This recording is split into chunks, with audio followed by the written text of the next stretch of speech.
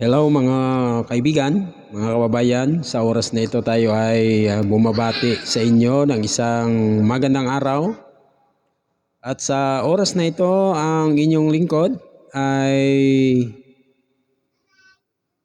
muli na namang magdadala sa inyong mga tahanan ng mensahe na mula sa ating Diyos.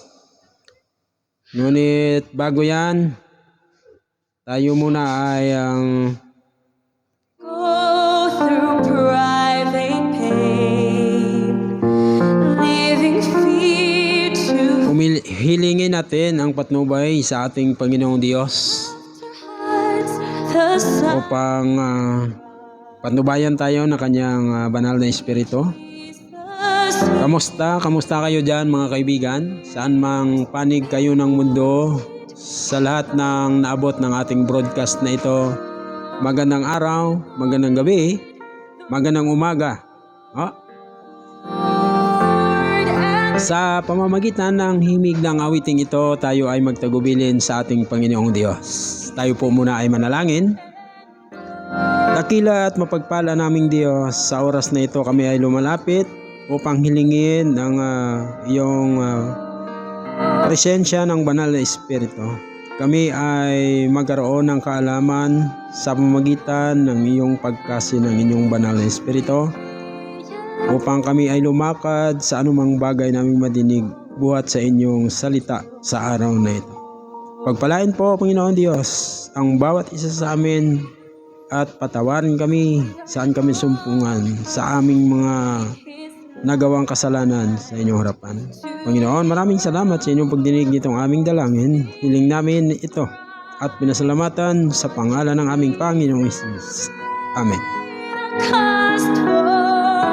sharing life. Ating binabati nga pala muna ang ating mga kaibigan dyan sa Quezon City, sa partikular dyan sa distrito ni Pastor Archie Cabocos dyan sa UC 7.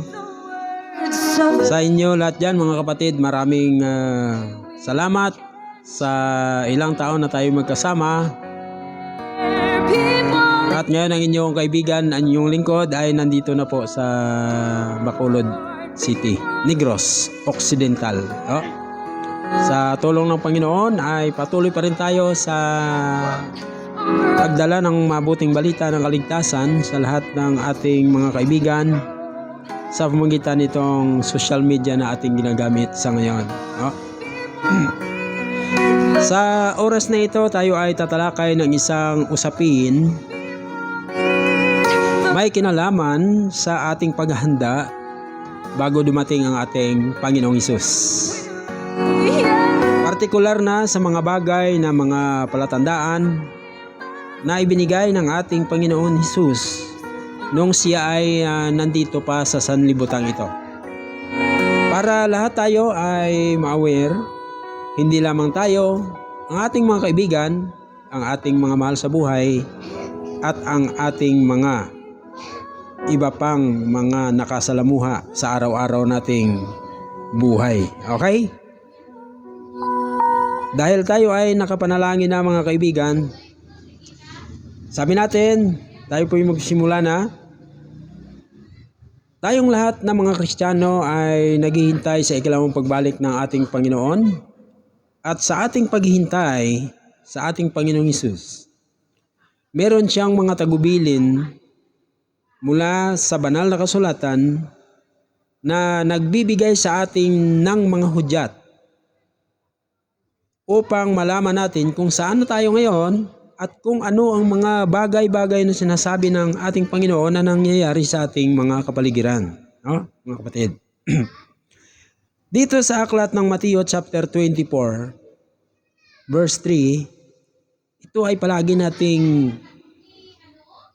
binabasa para i-share sa atin, share sa inyo, ang mga bagay para, syempre una sa lahat, magkaroon tayo ng tinatawag na pag-asa, magkaroon tayo ng tinatawag na palaging ugnayan sa Diyos kapag tayo ay nakakarinig ng ganitong mga pangusap mula sa Biblia. Sabi rito, samantalang siya ay nakaupo sa bundok ng mga olibo, lumapit sa kanya ng sarilinan ang mga alagad na nagsasabi, sabihin mo sa amin, kailan mangyayari ang mga bagay na ito at ano ang tanda ng iyong pagdating at ng katapusan ng panahon?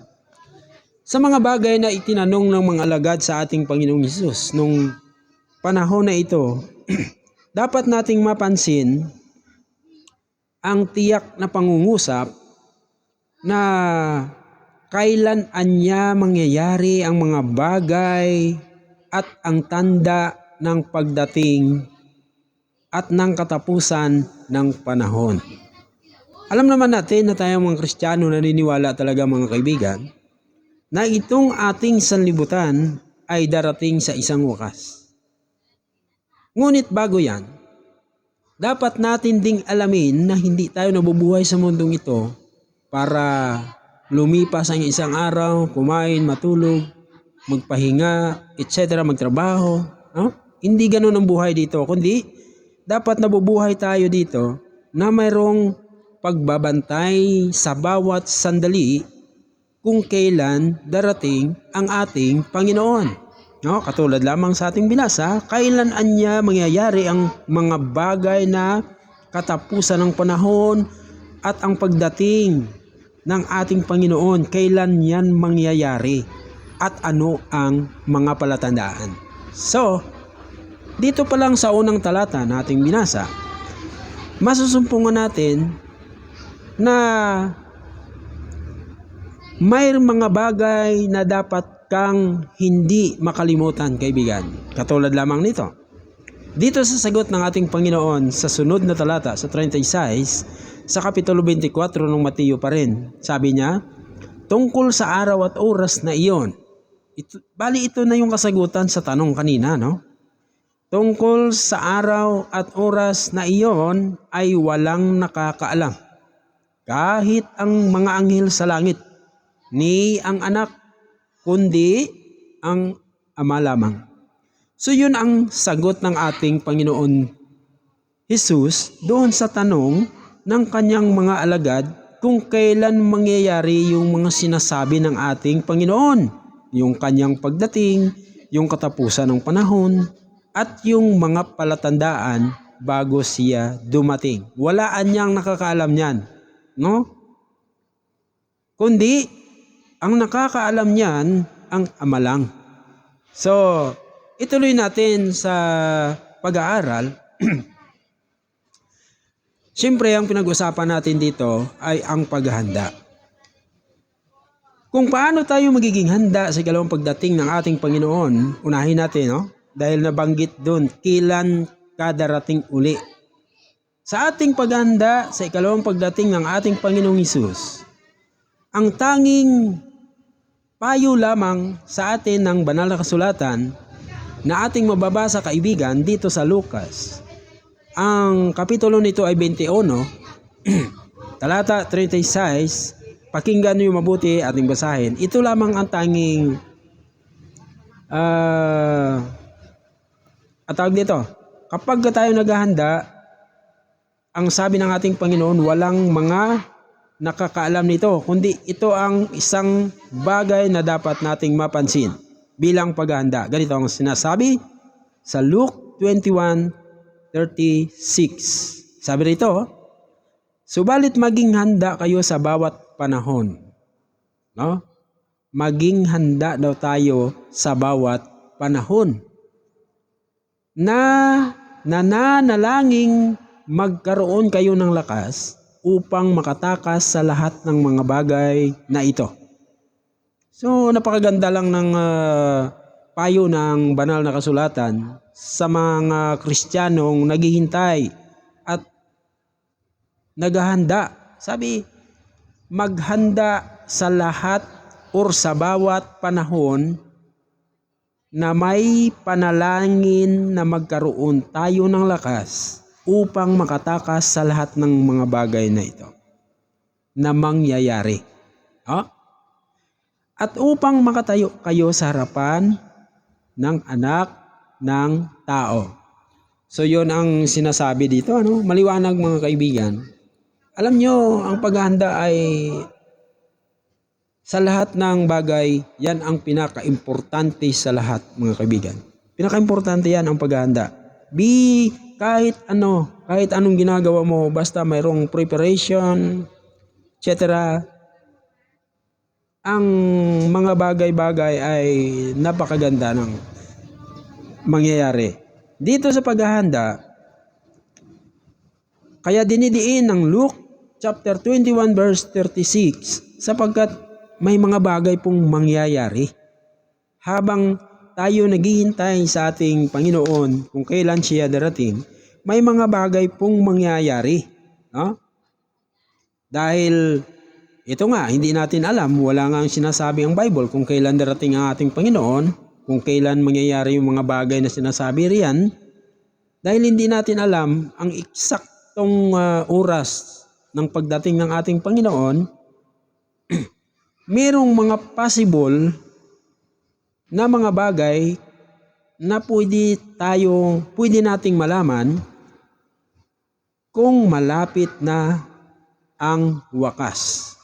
Tulad lamang sa sinasabi dito sa Matthew chapter 24, 32 hanggang 33 na mga talata. Pakinggan ninyo ating basahin. Kaya pag-aralan ninyo mula sa puno ng igos ang kanyang talinghaga.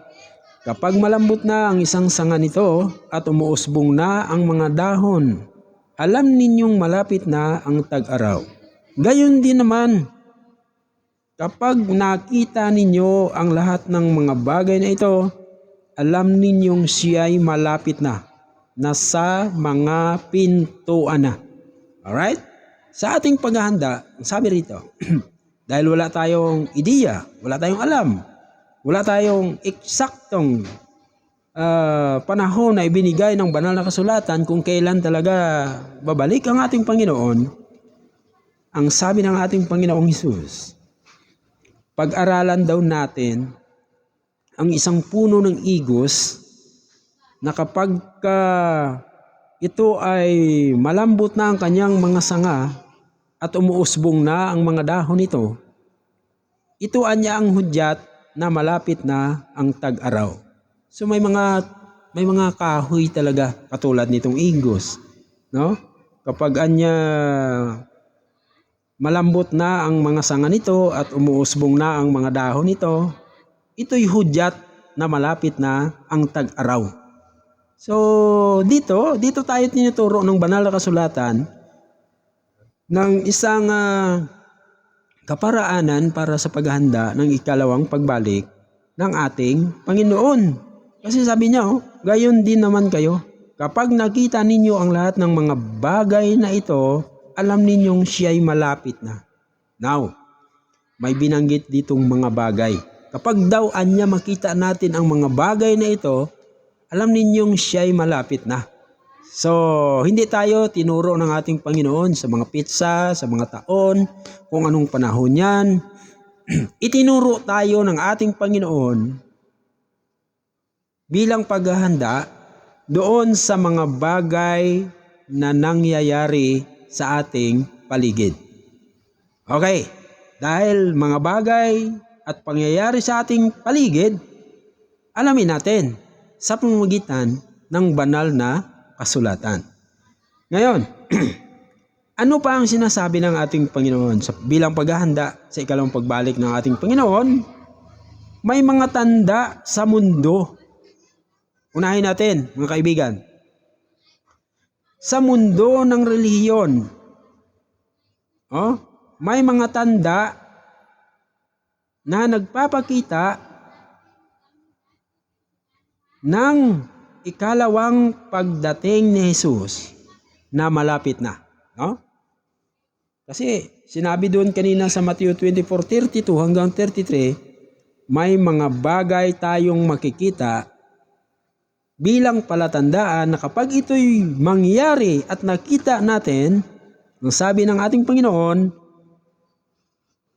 alam ninyong siya'y malapit na. Alam natin daw na siya'y malapit na. Ano yun? Okay? Dito, mga kapatid, itong tanda na ito na nasulat sa Matthew 24, talatang 5, ito yung sikat ngayon. Ito yung pinakasikat na palatandaan kung kailan babalik ang ating Panginoon. Basahin natin sa Matthew chapter 24 verse 5. Pakinggan ninyo. Sapagkat marami ang darating sa aking pangalan na nagsasabi, ako ang Kristo. Oh? Napansin nyo ba mga kaibigan? Sa panahon natin ngayon, itong kasalukuyang panahon, itong present time, kung ano-ano makikita natin dyan sa mga kalye, sa mga kanto, mayroong nangangaral sa mga bus. Oh, kahit saan may pangangaral, sa telebisyon, kahit saan ka pumunta, makikita mo ang mga tao na nagdadala ng mabuting balita ng kaligtasan. Ngunit, ito ang pinaka-kontrobersya sa lahat mga kaibigan. Marami, sinong sabi nito? Mismo si Jesus. Marami ang darating sa aking pangalan na nagsasabi, ako ang Kristo. Kumbaga, itong mga tao na makikita mo, nagpapatunay na si Jesus ang kanilang kinikilala, sinasamba, at pinaglilingkuran. Pinakikilala nila ang Kristo, mga kaibigan. Marami yan sa kahit saan. Ngunit ang pinaka-importante sa lahat, mga kaibigan, ay ito ang karugtong. Oh? At ililigaw nila ang marami. Sa mga nangangaral na may patungkol sa ating Panginoon, mga kaibigan, wala namang problema doon. Mas mainam na kumilala ang tao sa ating Panginoon. Ang problema lang dito, mga kaibigan, marami anya. Oh, sinasabi ng talata to marami anya ang ililigaw. See? Yan ang isang palatandaan bago dumating si Kristo. Marami ang maliligaw na mga tao sa pamamagitan ng Kristyanismong paniniwala. Isa pa. Sabi rito sa Matthew chapter 24 verse 11, maraming bulaang propeta ang lilitaw at ililigaw nila ang marami. Ilan ang ililigaw? Marami. 2 talata na po sa Biblia ang ating binasa, dito sa Matthew chapter 24, na napakaliwanag at tiyak, mga kaibigan, na sa panahon natin bago dumating si Kristo, marami po ang maliligaw ng landas sa pagpasok sa Kristyanismo. Yan po ang sinasabi ng banal na kasulatan. At iyon ang isang palatandaan bago dumating si Kristo. Marami ang maliligaw sa paniniwala sa larangan ng Kristyanismo. Right. Dagdagan pa natin dito sa Matthew chapter 24 verse 24. Sapagkat lilitaw ang mga bulaang Kristo at ang mga bulaang propeta at magpapakita ng mga dakilang tanda at mga kababalaghan. Sa kanilang paglitaw pala, mga kaibigan, ayon sa ating binasa, hindi lang sila mga bulaan or hindi lang sila mga fake na Kristiyano, kundi sila ay mga may kapangyarihan para magpapakitaan niya, sabi ni Jesus, ng mga dakilang tanda. Pag sinabing dakilang tanda ang ipapakita, mga kaibigan, yan ay nakakamangha sa paningin ng mga tao. Yan ang kanilang pandaraya sa likod ng Kristyanismo, mga kaibigan. Mga dakilang tanda, ipapakita nila yan. At yung mga kababalaghan, maipapakita nila sa mga tao para lang mapapaniwala nila ang tao. Ngunit, sabi dito sa talata na to, ano pat ililigaw kung maaari. Oh. Kasi ang target talaga nito mga kaibigan, sa kanilang pangangaral na sila ay kaanib sa Christian community, oh, ipangaral nila na kami ay mga Kristiyano, mga manampalataya ni Kristo. Pero, ngunit mag-ingat tayo dito mga kaibigan sapagkat ang layunin o ang purpose nitong mga tao na to ay ang iligaw tayo sa maling kaparaanan ng paniniwala. Ha? Delikado kasi yan eh. Delikado. At hindi lang kunti ang sinasabi ng banal na kasulatan na maligaw sa ganitong sistema, kundi ang sabi ng banal na kasulatan, marami. At hindi lang marami, ang sinasabi pa ng binabasa natin, pati ang mga hinirang ng Diyos, yung mga pinili, ito yung mga hinirang, pati ang mga pinili ng Diyos ay maligaw din. Nakakita at nakabasa na ba kayo ng may hinirang ang Diyos na naligaw, kaibigan? Sa panahon ng mga apostol, mayroon na eh. Si Judas, naligaw. Sino pa? Marami pa yan. Si Apostol Pedro. Marami pa. Ngunit ang kagandahan lang dito sa dalawang nabanggit natin, ang isa dito, si Apostol Pedro ay nagbago. No? Nagbago mga kaibigan.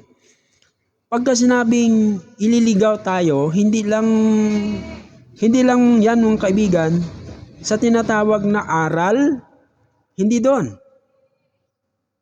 Sa mga maling konsepto ng paniniwala na kahit nabasa mo na natin, nakabasa na tayo ng isang sitas ng banal na kasulatan, ini-interpret pa rin ng tao sa kanyang sariling pakahulugan. Doon, mga kaibigan, pati nadadaya ang mga mananampalatayang Kristiyano.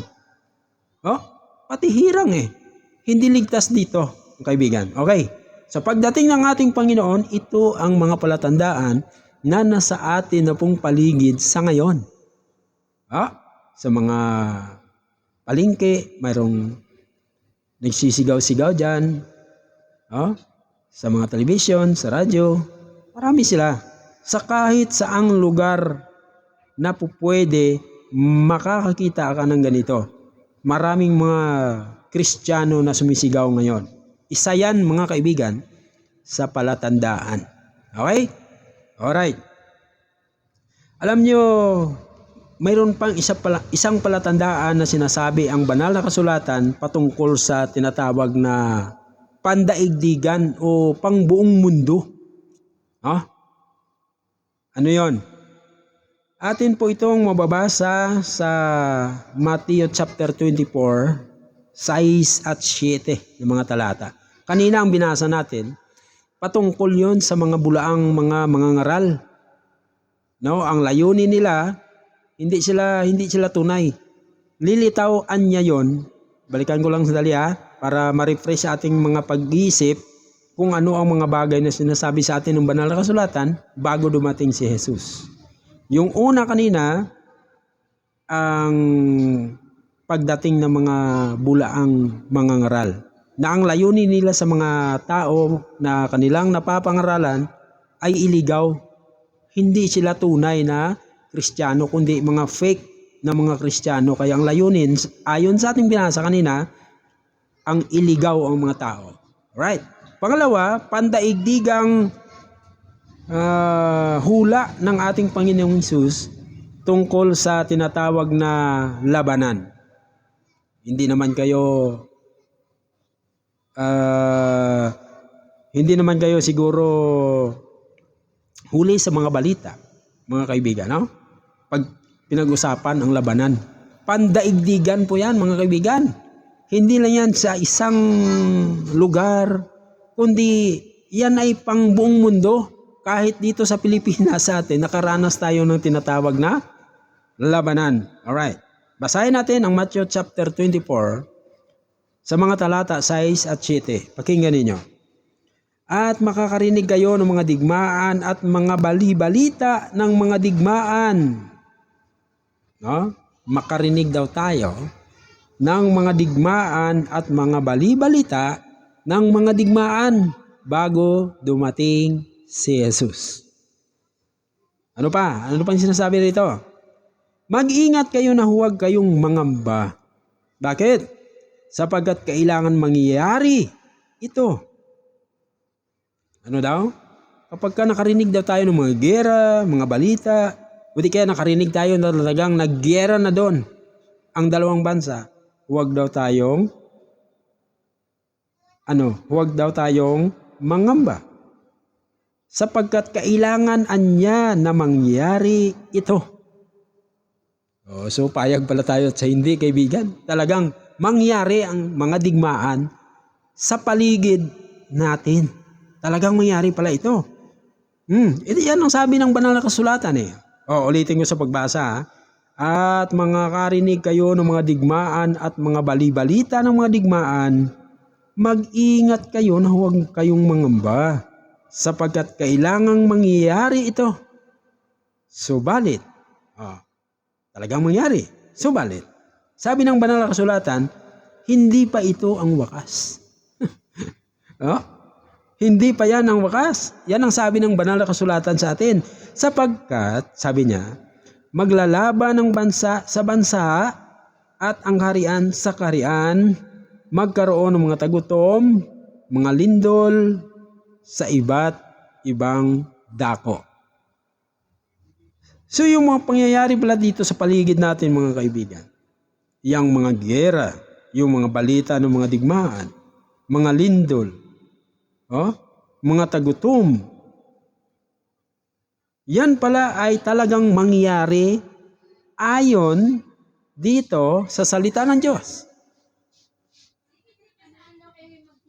Kaya nga kung minsan mga kaibigan, makakarinig lang tayo na doon palagi sa Middle East. No? Pumuputok ang balita na nagliliparan ang kanilang mga high-tech na mga imbensyon. Mga inimbento ng tao para pumatay ng tao at kawawa ang mga tao. Talagang ang sabi ng banal na kasulatan, talagang mangyayari ito. Ngunit hindi pa ito ang wakas. Yan ang sinasabi ng banal na kasulatan sa atin. Ayon dito sa Matthew chapter 24, mga talata 6 at 7. Alright. Ito pa ang sabi sa Apokalipsis. Revelation chapter 11 verse 18. Kaibigan, pakinggan mo. Nagalit ang mga bansa, ngunit dumating ang iyong puot at ang panahon upang hatulan ang mga patay at upang bigyan ng gantimpala ang iyong mga alipin, ang mga propeta at ang mga banal at ang mga natatakot sa iyong pangalan, ang mga hamak at dakila, at upang puksain mo ang mga pumupuksa sa lupa. Yan pong sinasabi ng banal na kasulatan. Nagalit anyang mga bansa. Ngunit kapag dumating na ang mga bansa ay magalit, dumating naman ang puot ng Diyos. So ito yan po mga kaibigan, ang sinasabi sa atin ng banal na kasulatan na talagang hindi natin mapapasubalian sa ngayon, at yun po ang mga na-eksperyensya ng ilan nating mga kababayan sa ibang bansa. Di ba? Ano bang mga experience nila doon sa Middle East sa ngayon? Kailan lang ba pumutok ang Ukraine at saka yung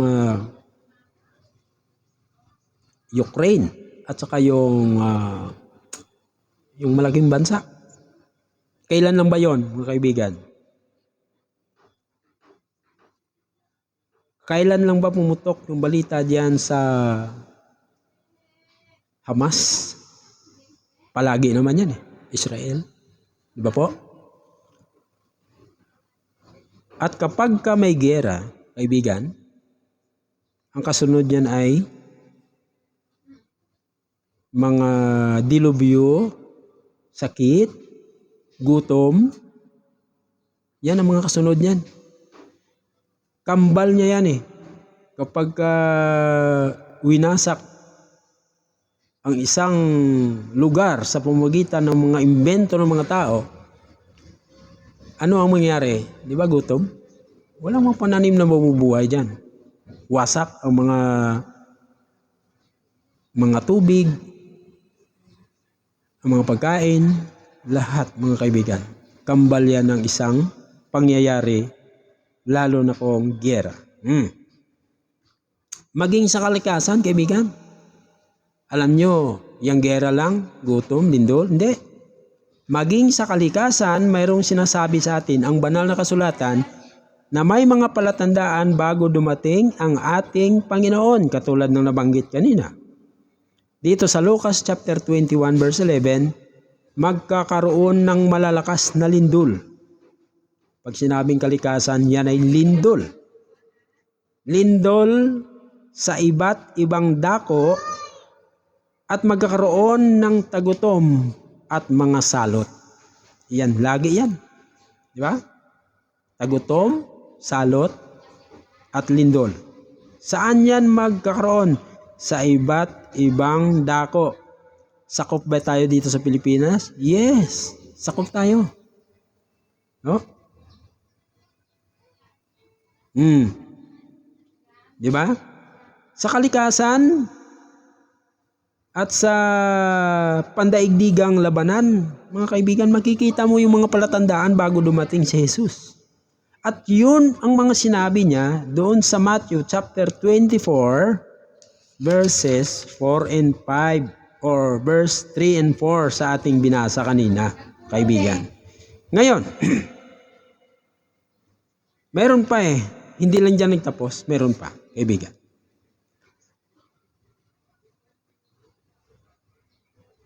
Ang isa sa mga palatandaan tungkol sa pansanlibutang ekonomiya, mayroon pa yung sinasabi ang ating Panginoon dyan eh. Kaya sinasabi na ngayon ng mga politiko, pag sila manalo, gaganda ekonomiya. No! Hindi totoo yun. Bakit hindi totoo ang kanilang mga pangako? Sapagkat nasa Biblia, nasa banal na kasulatan kung ano ang mga mangyayari sa ating mundo. Tingnan nyo sa Aklat ng Santiago 5:1 hanggang 6. Maging sa ekonomiya, may sinasabi ang ating Diyos. Halik kayo ngayon, kayong mayayaman, tumangis kayo at humagulgol dahil sa mga kahirapan na sa inyo'y darating. Sinong binabanggit dito na darating ang kahirapan sa kanila? Sa mga mayayaman. Akala nyo ang mga mayayaman, hindi na problema yun? Problema din sila. Yung mga malalaking kapitalista sa mundo, problema din. Dahil ang banal na kasulatan ay hindi nagsisinungaling. Halik kayo ngayon, kayong mayayaman, tumangis kayo at humagulgol dahil sa mga kahirapan na sa inyo'y darating. Ang inyong mga kayamanan ay bulok na, at ang inyong mga damit ay kinakain na ng bukbok. Ang inyong ginto, ang inyong pilak ay kinakalawang na, at ang mga kalawang ng mga ito ay magiging patutuo laban sa inyo. At gaya ng apoy ay lalamunin nito ang inyong laman. Kayo'y nag-imbak ng mga kayamanan para sa mga huling araw. Patungkol ito sa mga mayayaman, kaibigan. Ang sinasabi ng banal na kasulatan dito sa Aklat ng Santiago or James chapter 5 verses 1 up to 6. Ang sabi dito, tingnan ninyo. Ang sabi ng banal na kasulatan doon sa mga mayayaman, tingnan ninyo ang sahod ng mga manggagawa na gumapas sa inyong mga bukid na inyong ipinagkakait ay umiiyak. Di ba totoo? Hindi ba totoo, kaibigan? na ang mga trabahador ng mga mayayaman, hindi naman natin nila lahat, Hindi naman natin nila lahat ang mga mayayaman. Pero marami sa kanila na talagang ginigipit ang kanilang mga trabahador sa pamamagitan ng nauukol na sana sa kanilang mga trabahador. Sabi nga rito, tingnan ninyo, ang sahod ng mga manggagawa na gumapa sa inyong mga bukid na inyong ipinagkakait ay umiyak. At ang pag-iyak ng mga umani ay nakarating sa pandinig ng Panginoon ng mga hukbo. See? Nakarating anya ang sabi ng banal na kasulatan, yung mga bagay na ginawa ng mga mayayaman sa kanilang mga mahihirap na mga empleyado, manggagawa, etc., nakarating sa Panginoon. At ang pag-iyak ng mga umani ay nakarating sa pandinig ng Panginoon ng mga hukbo.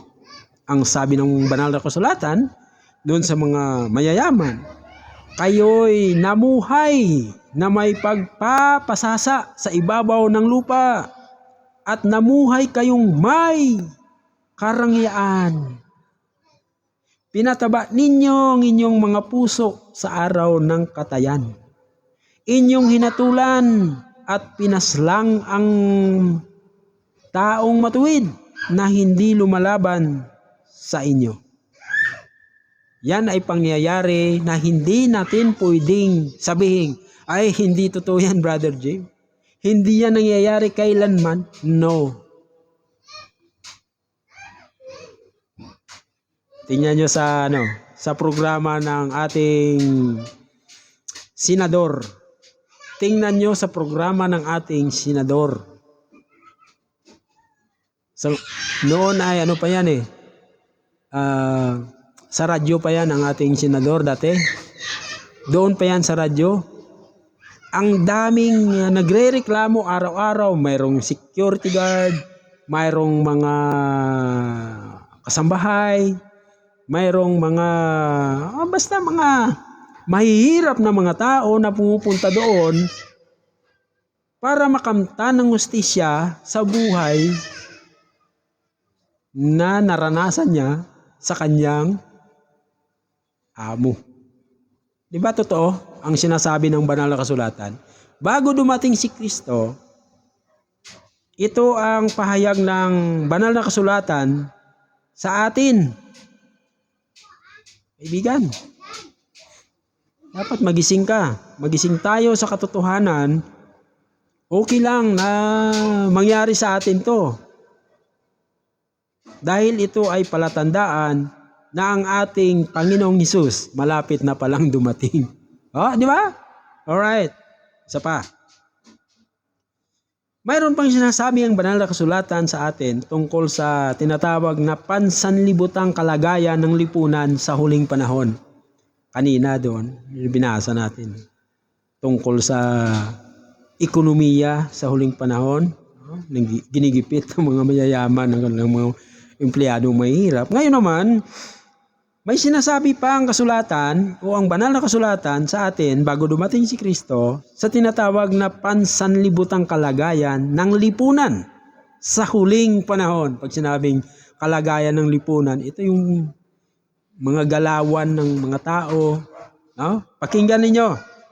Ating basahin ang 2 Timoteo Kapitulo 3, 1-5. Anong sinasabi rito? Pakinggan nyo mga kaibigan babasahin natin. Ngunit unawain mo ito na sa mga huling araw ay darating ang mga panahon ng kapighatian. Sapagkat ang mga tao ay magiging maibigin sa kanilang sarili. Maibigin sa salapi, mayayabang, mga mapagmalaki, mapanlait, suwail sa mga magulang, mga walang utang na loob, walang kabanalan, walang katutubong pag-ibig, mga walang habag, mga mapanirang puri, mga walang pagpipigil sa sarili, mabangis, mga hindi maibigin sa mabuti, mga taksil.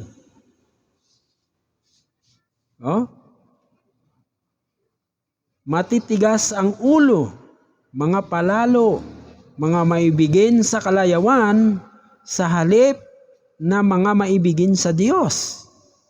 See? Na may anyo ng kabanalan, ngunit tinatanggihan ang kapangyarihan nito. Lumayo ka rin naman sa mga ito. Kaibigan, tatanungin kita. Lahat ng binasa natin dito sa aklat ng ikalawang Timoteo, Kapitulo 3, ang mga talata nito ay pasimulan mo sa 1 hanggang 5. Ito ba'y hindi mo makikita araw-araw sa iyong kapaligiran? O baka naman tumigas na lang ang puso natin sa nakikita nating ito? Di ba po? Tama ako? O hindi? Tama ba ang Biblia? Doon sa binasa natin, kailan yan mangyayari? Balikan natin yung unang pangungusap sa ating binasa. Unawain mo ito na sa mga huling araw darating ang mga panahon ng kapighatian. Yung panahon ng kapighatian na ito, na andito kaibigan, ang mga lahat ng mga ginagawa ng tao na hindi kaaya-aya sa harapan ng Diyos. Like for example, hindi sila, sabi dito, ang isang ehemplo dito, ang mga tao ay maibigin sa kanilang sarili. Nakakita ba kayo ng tao na palaging nakasentro ang mga bagay sa kanyang sarili? Yan yung tinatawag ng banal na kasulatan na maibigin sa sarili.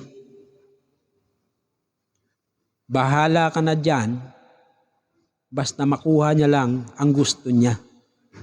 Maibigin sa sarili. Kailan yan mangyayari, mga kaibigan? Sa huling araw.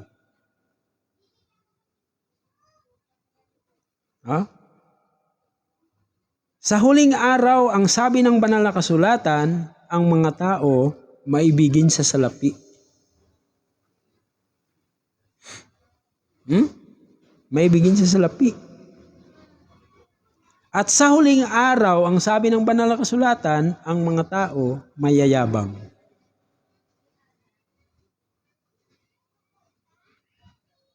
Mapagmalaki.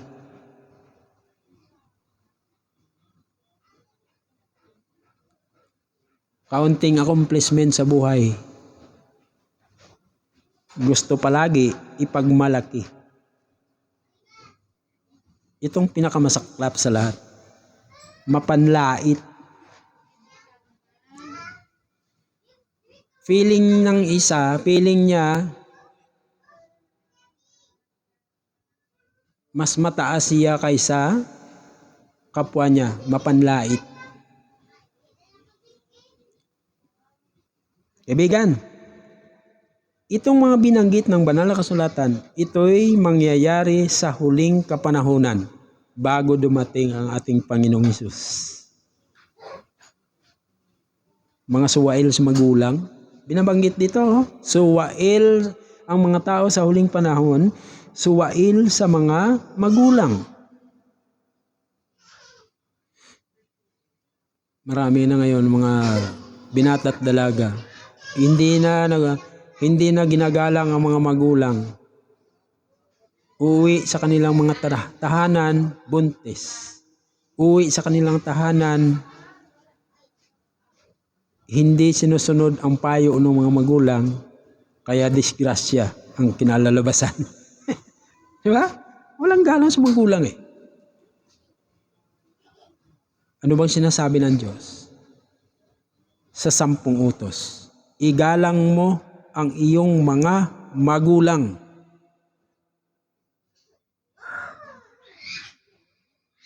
Ang sabi ng banal na kasulatan sa ngayon, ang mga tao walang galang sa mga magulang. Ito ang palatandaan, kaibigan, na ang Panginoon ay malapit ng wakasan itong mga pangyayari sa ating kapaligiran. No? Alam nyo, bago dumating, iwanan na natin yung mga ugali na yan kasi para akong nalulungkot kapag nababasa ko at naririnig, ano? Nakakalungkot.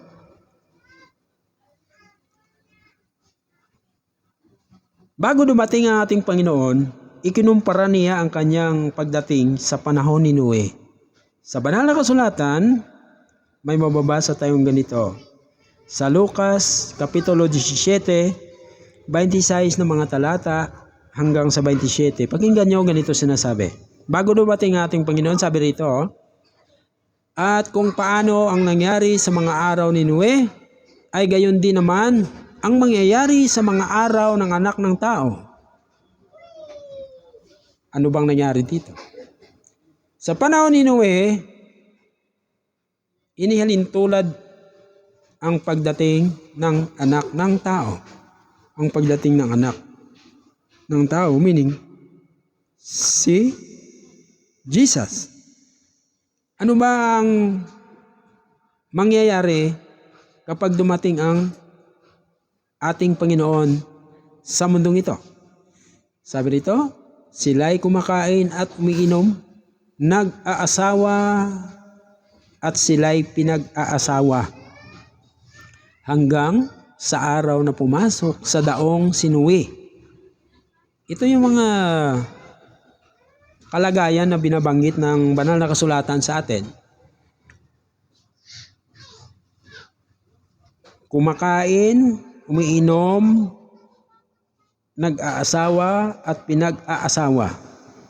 Hanggang sa pumasok si Noe sa daong. Huh?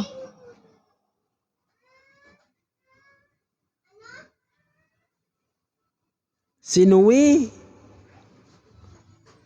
sabi dito, hanggang sa araw na pumasok sa daong si Noe at dumating ang baha at nilipol silang lahat.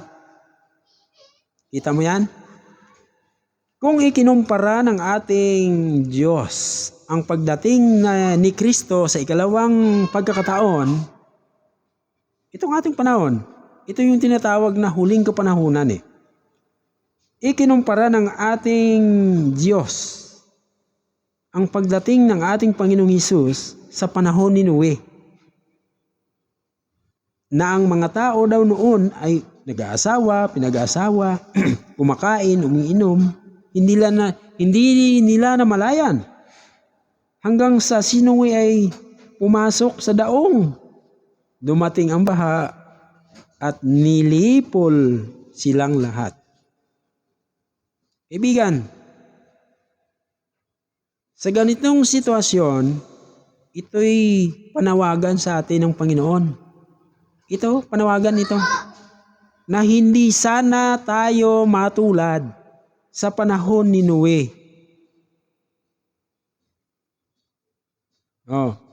Ano bang usap-usapan ng mga tao sa huling panahon, kaibigan? Ano bang usap-usapan? Sabi rito sa ating Biblia, sa unang Tesalonica 5, sa talata 2 at 3, tingnan nyo. Sapagkat kayo rin ang lubos na nakakaalam na ang araw ng Panginoon ay darating na gaya ng magnanakaw sa gabi. Kapag sinabi nila, kapayapaan at katiwasayan, kaagad darating sa kanila ang biglang pagkawasak, na gaya ng pagdaramdam sa panganganak ng babaeng nagdadalang tao at walang makakatakas. Ha? Sa huling panahon, no? Ano ang usap-usapan ng mga tao? Alam nila. Alam ng mga tao na itong ating Panginoon ay babalik uli. Ngunit, tingnan nyo. Anong klaseng paghahanda ang mga tao ngayon? Puspusan bang paghahanda? O yung paghahanda na, okay lang yan kung darating, okay lang yan. Kung hindi, okay lang. Alin ka doon, kaibigan? Alin doon ang paghahanda na isina sa kabuhayan mo ngayon? Lahat ng tao ay alam eh. Lahat ng tao alam na ang itong ating mundong ginagalawan kung saan tayo nabubuhay siya may kawakasan. Ngunit ang sabi ng banal na kasulatan, ang pagdating ng anak ng tao ay katulad ng pagdaramdam sa panganganak ng babaeng nagdadalang tao at walang makakatakas. See? Alam mo kaibigan, mayroong kahuli-hulihang tanda ng ikalawang pagdating ni Jesus na binabanggit sa Biblia. Ito'y last. Kahuli-hulihan. Mga gera yan, mga lindol, mga kalamidad. Nadinig na natin noon pa yan at patuloy na nangyayari hanggang sa kasalukuyan. Pero ang huling bagay na dapat mong tandaan kaibigan, itong sinabi ng ating Panginoong Hesus sa Matthew chapter 24 verse 14. Ano ito? Ito yung pinakalast. Sabi dito, ang magandang balitang ito ng kaharian ay ipahahayag sa buong daigdig bilang patotoo sa lahat ng mga bansa. At pagkatapos ay darating ang wakas. Kung ikaw ngayon ay nakarinig first time, kung first time mo makarinig kaibigan ng ganitong mga pag-aaral sa Biblia, itong binasa natin sa Matthew chapter 24, para ito sa'yo. Hindi para sa akin. Para ito sa'yo. At dahil sa laki ng pag-ibig ng Diyos sa'yo, nais niyang malaman mo na ikaw ay makahanda rin sa ikalawang pagdating ng ating Panginoon. Ulitin natin ulit. Ang magandang balita na ito ng kaharian ay ipahayag sa buong daigdig bilang patotoo sa lahat ng mga bansa. At pagkatapos ay darating ang wakas. Wala nang kasunod. Once na ang tao'y maratna ng pabalita ng kaligtasan ng ating Panginoong Diyos, wala nang kasunod. Darating na ang wakas. Kaibigan, hindi ka na dapat magpatumpik-tumpik pa. Ang lahat ng mga binanggit ng banal na kasulatan bago dumating si Kristo, matagal nang nagsimula at nagaganap ito hanggang sa kasalukuyan habang tayo'y nag-uusap at ikaw ay nakikinig dyan. At ang pinakahuling tanda ngayon ay narinig mo na kinakailangan tanggapin mo si Kristo sa buhay mo bago mahuli ang lahat. So, dito nagtapos ang ating pag-aaral at sa himig ng awiting ito, hayaan ninyong akin kayong ipanalangin. Panginoon naming Diyos, maraming salamat sa mensahe na aming nadinig buhat sa iyo. Sa inyong dakilang pag-ibig, inyong ipinarating ang kahandaan ito upang sa pagdating ng aming Panginoong Hesus, lahat kami ay mahanda at makarating sa kanyang inihandang tahanan diyan sa langit ayon sa kanyang pangako sa Juan 14:1-3. Pagpalain, Panginoon Diyos, itong mensahe sa bawat isa sa amin. At inihiling ko na dalhin ang mensahe ito sa mga taong nais mong maligtas. Padala sa amin ang inyong banal na Espiritu sa araw-araw naming pamumuhay para magkaroon kami ng kapangyarihan na lumaban sa mga pagsubok sa buhay na ito. Panginoon Diyos, maraming salamat na inyong dininig itong aming mga kahilingan at mga pasasalamat sa inyo. Sa ngalan ng aming Panginoong Hesus. Amen. I will be still, know you are God. Sa ulit, kaibigan, akin kayong inaanyaya sa mga iba pang mga pag-aaral sa Biblia sa sunod na pagkakataon. Kita tayo ulit. Pagpalain tayo ng ating Panginoon Diyos.